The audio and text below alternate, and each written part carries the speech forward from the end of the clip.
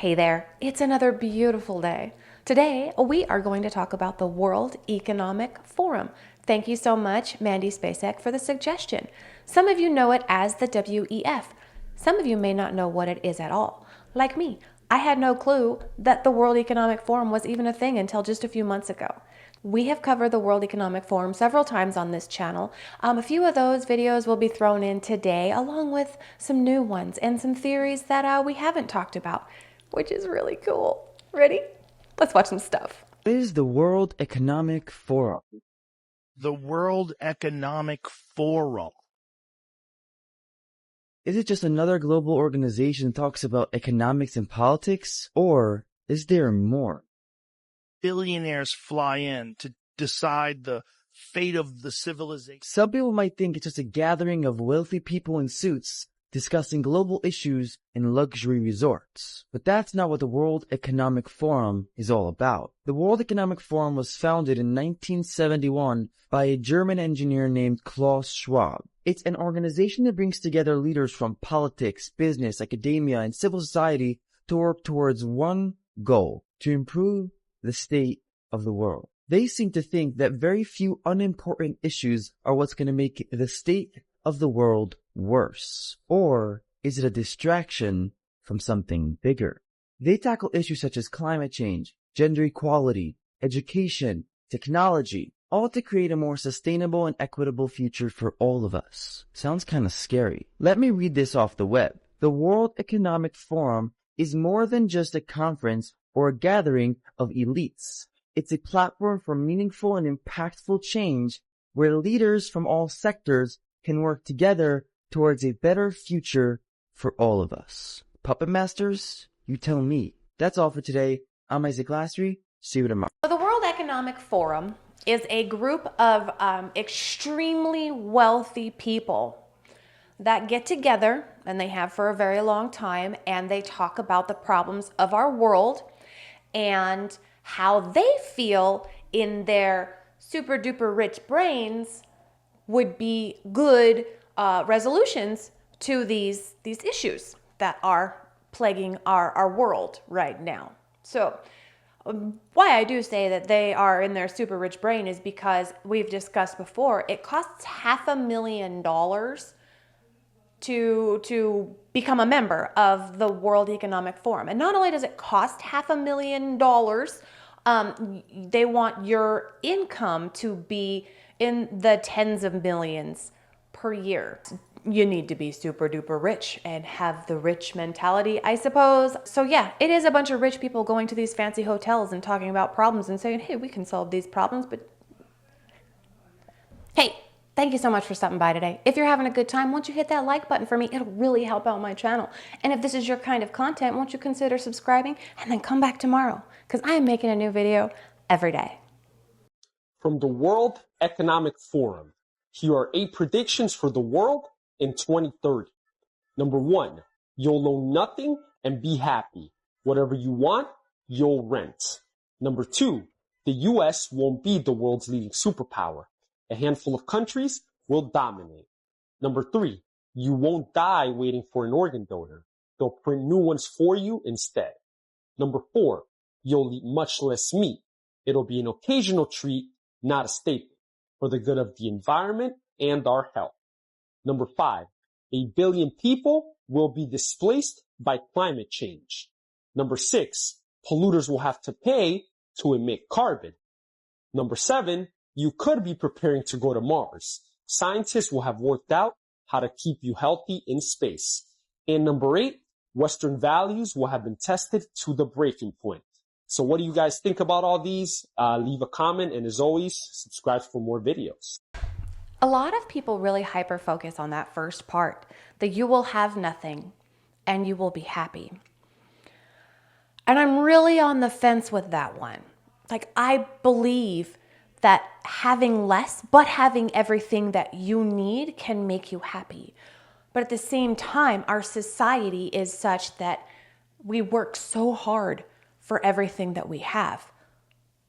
And we want more, we want bigger, we want better, right? Because we're told that, oh, it's great. You want to work really hard to get that mansion or to get that big house or whatever it is, that flashy car, right? Or this new thing that's for sale, the new phone, right? We all want the next best thing. And we have been groomed that way because of our capitalistic society. But to have nothing but what you need, how calm that sounds. Just thinking about that makes me feel at peace because all of this stuff that I have, this is the only thing that I need. That's my father. And this is my grandfather's dog tags. Everything else in this room can be gone. And that sounds peaceful. We need to eat less meat. We need to stop land being used for cattle and growing grain for the billions of animals that we keep in our intensive farms. And then finally, we cannot hide away from human population growth because, it underlies so many of the other problems. All these things we talk about wouldn't be a problem if there was the size of population that there was 500 years ago. See, there's that meat thing again. I hate it. On the population side, people are thinking, oh, the World Economic Forum is saying we need to start going around culling the humanity, right? Knocking people off. That's not what I think it is. What I think it is like I've said many times before, it's a generational depopulation plan. So with everything being so expensive, people are only able to care for themselves. So they don't have children because it's too expensive to have a child. I don't know. It's just a theory. I'm working on it. But still, the generational depopulation plan, I totally think that's what's going on. Elon Musk says World Economic Forum is increasingly becoming an elected world government the people never asked for and don't want. Hear ye, hear ye. Who is they? Where are all these evil people that are trying to depopulate the world and run these agendas and hold these pandemic and scam dem? They are the they. Whoever is in that deal, led by that guy. Klaus Schwab seems like a freaking Bond villain. Meanwhile, we're working and paying taxes, blind of all this nonsense that they're pulling over there, only to find out sometime in the future when we're all shackled. This World Economic Forum, Klaus Schwab, and that whole, I would almost want to say cabal-ish type group is not for the population. It's not for the people. Their agendas are for their people.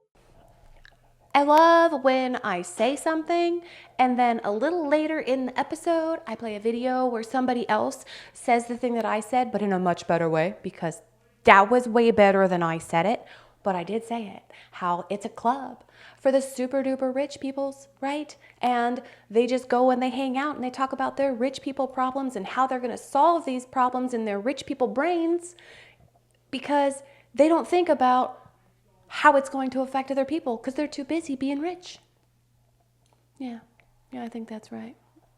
Where we are about to, and I'll say this boldly, we're about to abandon the traditional system of money and accounting and introduce a new one. And the new accounting is what we call blockchain. It means digital.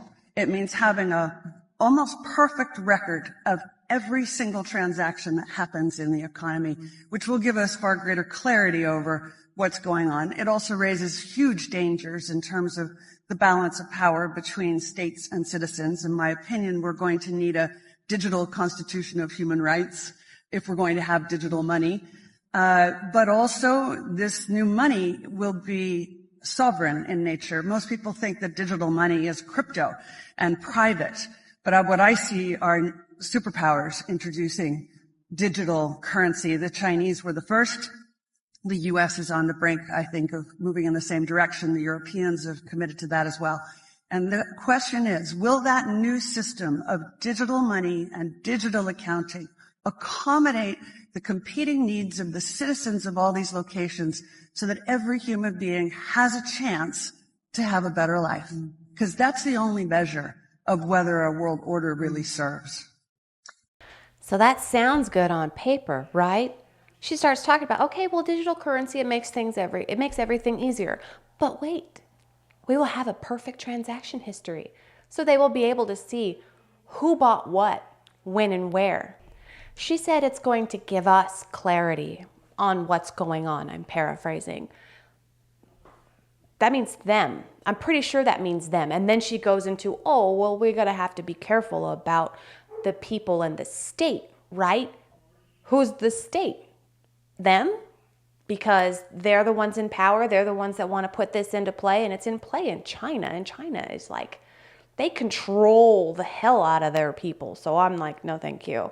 But this the whole digital currency thing, it's basically a way for them to see exactly what you're buying, when and where.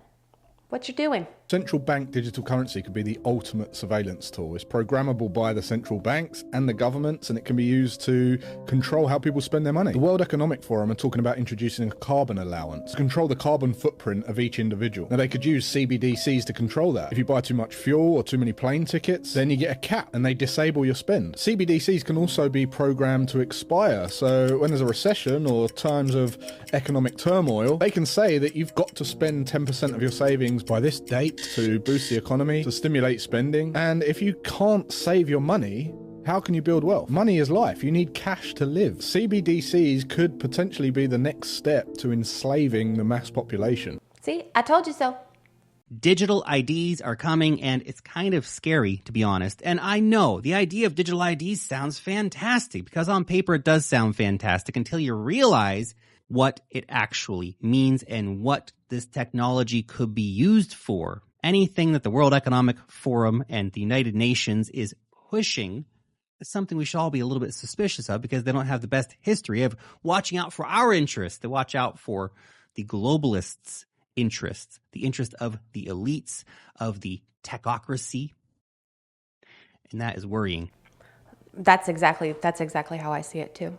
Identity is not just a passport that you will have on your iPhone in a digital form. It entails just about everything the government would like to know about you. And yesterday in the Dutch media, we saw a perfect example of what it could entail in the near future. We had the CEO of one of the largest Dutch banks say, why don't we start with a personal carbon credit? Oh. A carbon wallet, she called it, actually. Yeah. So right in line with the plans that the World Economic Forum people have for us. And she said it in a way that was particularly funny. She said, well, if everyone gets an individual personal carbon credit, why don't we make it so that rich people who, for example, want to go on holiday a little too often can buy personal carbon credit from other people who, for example, can't afford buying plane tickets or eating meat too often. So we can that way swap it out. One thing that I found particularly interesting while I was doing the research for this is a lot of these World Economic Forum solutions are intended to basically make everybody equal, right? That's what I'm thinking. But everybody who's talking about it talks as though there are still going to be wealthy people and the poor people, right? Why? Why, if this whole World Economic Forum mess is to benefit everybody, would there still be classes? You think these rich people are going to give up everything that they've got so that they can rent their television? Do you think we'll even have televisions? Hell no. They're not going to give up anything. They're going to be the ones in charge. They're going to be the ones in power making all of the rules. And only the people who have all of this money, we all know who they all are, get to stay in this big, huge power position. It's my first time at Davos, and I find it quite a bewildering experience, to be honest. I mean, 1,500 private jets have flown in here to hear Sir David Attenborough speak about, how we're wrecking the planet. And I hear people talk in the language of participation and justice and equality and transparency. But then, almost no one raises the real issue of tax avoidance, right? And of the rich just not paying their fair share. It feels like I'm at a firefighters conference and no one's allowed to speak about water. Something needs to change here. 10 years ago, the World Economic Forum asked the question, what must industry do to prevent a broad social backlash? The answer is very simple. Just stop talking about philanthropy and start talking about taxes. Taxes. We need to, just 2 days ago, there was a billionaire in here, what's his name? Michael Dell. And he asked the question Name me one country where a top marginal tax rate of 70% has actually worked. And, you know, I'm a historian. The United States, that's where it has actually worked in the 1950s. I mean, this is not rocket science. I mean, we can talk for a very long time about all these stupid philanthropy schemes. We can invite Bono once more, but come on, we gotta be talking about taxes. That's it, taxes, taxes, taxes. All the rest is bullshit, in my opinion. He said that to them. Good on you, man. Jeez. It needs to be said a little more often, to be perfectly honest, to a lot of people who are saying, oh, we're going to save the... No, you're not. You got your private jet.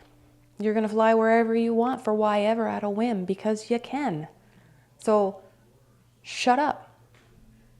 So recently, Klaus Schwab announced that he's going to be stepping down from the World Economic Forum January of 2025, and there's a leading candidate that may replace him, whose books have sold 45 million copies in 65 different languages. His name is Yuval Harari. He's been called the brain of Klaus Schwab. His books have been recommended by Bill Gates, Obama, and many others. This is a guy that's known by many of the world leaders, prime ministers. He wrote a book called Sapiens, sold over 21 million copies. Homo Deus sold over 9 million copies. 21 Lessons for the 21st Century sold over 5 million copies. He's someone you ought to know. Welcome to the World Economic Forum's training video for new Ministry of Truth hires. It's all in the delivery.